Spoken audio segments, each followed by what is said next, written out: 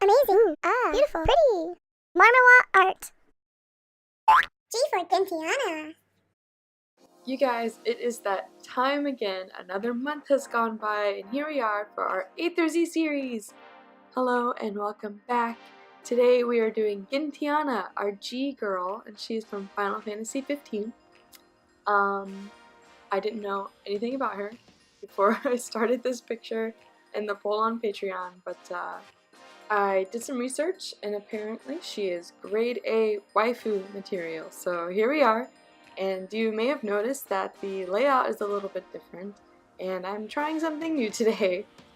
That's because I've been doing Twitch a lot lately, you guys, and I know I mentioned it in the last video in F4 Felicia, but yeah, I've been doing Twitch a lot. I love it. I won't go on too much about it, but it's great. Again, I really recommend it for creative streamers or creative people and trying to make a living out of your art. I love it a lot. It's such a great way to build a community of artists. I've just fallen in love with it, so I've been doing that a lot. And yeah, so that is what you see here. This is my Twitch stream, and I've downloaded the video from there because someone told me that. Because originally I wanted to record and stream at the same time, but my computer can absolutely not handle that. So I wanted to obviously make the G-Girl for you guys, but since I'm trying to treat streaming as like a job Monday through Friday, I wanted to draw it on the stream just because it saves time as well. It's a lot of time, all of this stuff, so I figured it would be cool to try and just upload the stream video and then edit over that. So that's what we're doing here today. I hope you guys don't mind. It's kind of cute. You can kind of see a little bit of what was going on if you missed the streams and stuff. And I did put one of my little emotes over my face in the corner. Not because I'm trying to hide it or anything, but because, like, if I don't have it over there, because the video is so sped up, it's just like, like it looks crazy, and I feel like it would make you nauseous, so I just covered it up. So yeah, let me know what you guys think of this new layout. If you hate it, let me know. We'll try and figure something else out, or I'll try to like find a way to crop it and stuff so it's just the picture again. But yeah, this is what we're doing today. So for today's video, I think I'm just gonna talk about the art mostly because I don't know if you noticed, this is a little different from my usual style as well.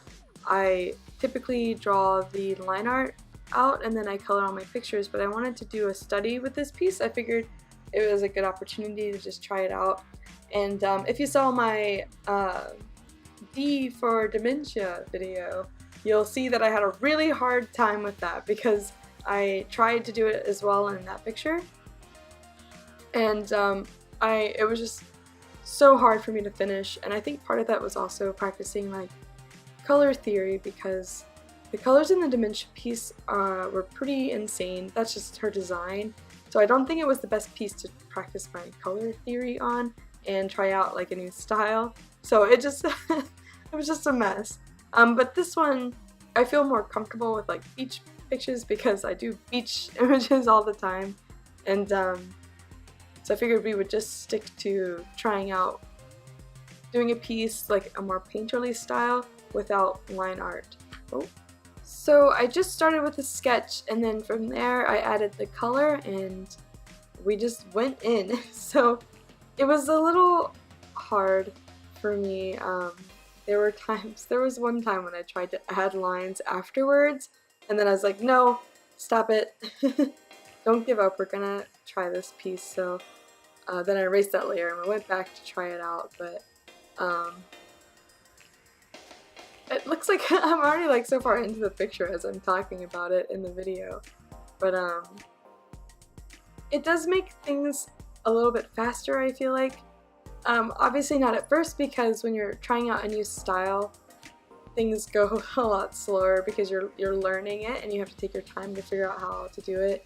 But one of my problems is when I do line art, I can kind of just go crazy with the colors and not worry about where it goes.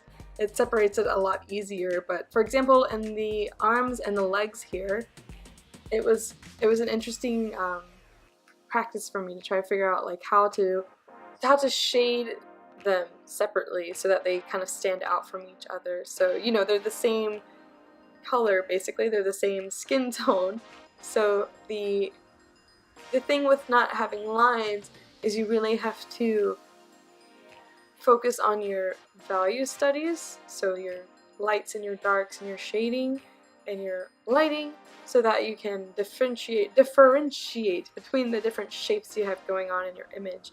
And that's where this kind of like art or like art without line work and it's mostly just painting gets a little difficult sometimes, because you really have to understand what's going on with all those values. And that's something I would really like to study more, and you know, just kind of figure out how to make those planes and get all the different fun stuff, like the jawline or the, like where the arms are, like how do we make those edges look nice. And honestly, I really like how for example, KNKL on YouTube and like Sakimi-chan and them, they have like a kind of a sketch sometimes, and they blend it in with the rest of the picture. So this was like no sketches or line work at all, but I'm gonna try that next time. So kind of like I did in my dementia piece, where, so here's my sketch layer, right?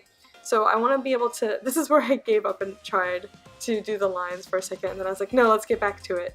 But you can see how I have the sketch there, but it was a little too messy. What I want to do, like how they do, is they keep a bit of the sketch work and then they blend it in with the lines that we already made, just to give it a little more of a pop. And I love that effect, but it's so hard for me because, sorry you guys, this part, like my camera messed up and I just fixed it really quick. I didn't feel like editing it out. But yeah, that's really hard for me to do because I get so like nitpicky and I have to be like precise on my art and stuff. So to just kind of have more like messy strokes and messy lines is something I would love, because I really like the look of it and I feel like it's really effective. And you know, one of my problems is I think I over render, but that just comes with practice. So it's one kind of style I would really like to master, but you know, we're slowly getting there. We're finding ways to get more time to practice. So hopefully we can get to that point. But like you can see in this picture, I just feel like I went so hard on each piece, like with the lips and the hair, but I kind of want it to feel like it's all one big nice painterly stroke happening, you know. And I just really appreciate that kind of art, and you can really tell those people who can do that have a mastery of light and values and just the shapes that they're creating. And I would love to get to that point, but here's my study. So slowly but surely, you guys, I did this face a million times. I could not for the life of me get the face right. And I know this is weird sounding, but I feel like I had no problems setting the eyes and the nose before, but lately I feel like I'm having a harder time like trying to figure out how to place them. And I don't know why that is. I don't know if it's because maybe I've gotten better, like my eye has gotten better for where they should be, but I can't quite place it yet. And before I just thought I was doing good and not actually doing good. But I've noticed that that's something that I keep struggling with whenever I'm doing the faces now. I'm always like, wait, okay, what the heck, where do I put this eyeball? So I took a break and I just started working on the background. I was like, let's take a step back, not get frustrated over it. Let's just do the background and we'll get back to the face later. So sometimes, you know, when you're getting frustrated in art, I think it's okay. We need to take those steps back and just reassess the situation, because it's really easy to get so in the zone and focus on an area that you get frustrated and you're just not going to work as efficiently. So it's okay to take breaks or start working on something else, maybe something else in the picture or a different picture, just to kind of get the flow going again. But yeah, it took me a million tries to get the face right. I did the eyes a million times, I redid the nose a million times, the lips a million times, and even after I got the lips and stuff done, because I tried to make it look like her tongue was just like a blip, like a boop. And you know, I thought I finally got it looking right, and then someone came in and they were like, what is this? This looks like bubble gum. So, you know, it's fine. You keep on practicing. And don't get discouraged, you guys, by your art. Just keep practicing and studying. You'll only get better and better. I promise. Don't give up. I'm happy with parts of this piece. I really like how the body came out. The head and the hair, I'm still a little iffy on. Again, I think part of it is because the hair, I feel like, didn't flow as well with the picture. And the face, just because, I don't know, I just couldn't figure it out. I do like how the eye came out. I thought it was pretty, but I still don't think it was placed exactly where I wanted it to be. But I didn't want to like dwell on it anymore. Sometimes you just gotta get your stuff done. But here you can see I did the nose again a million times. Another thing I think I kind of messed up on was the skin tone. So Gentiana is very like pale, and I feel like I gave this version of her, it was just the wrong skin tone, and I think I messed that up by the shading because it was a very saturated piece because the lighting is so strong.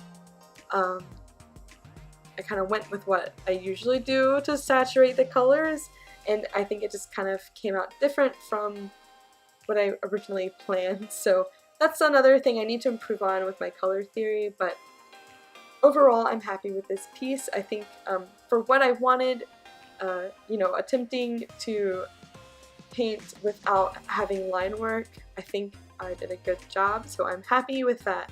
Now I just gotta work on other studies. But you guys, thank you so much for watching my video. If you made it this far, you are awesome. I really appreciate it. Let me know what you guys think of this kind of layout. Let me know what you think of this new style.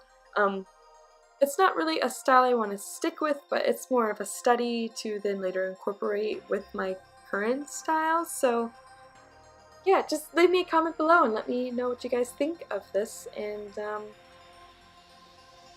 just an update over here, I have finished my set that I was working on for my con that I'm going to, KimiCon, in October. So now I've been racking my brain over trying to figure out what to do with prints, and there's all kinds of awesome stuff coming up. It's been busy, and I'm really looking forward to all the new stuff that we have in the works. But you guys, thank you again so much. Thank you for watching this video. If you made it this far, you are super awesome. You are the hardcore watcher, and I really appreciate it.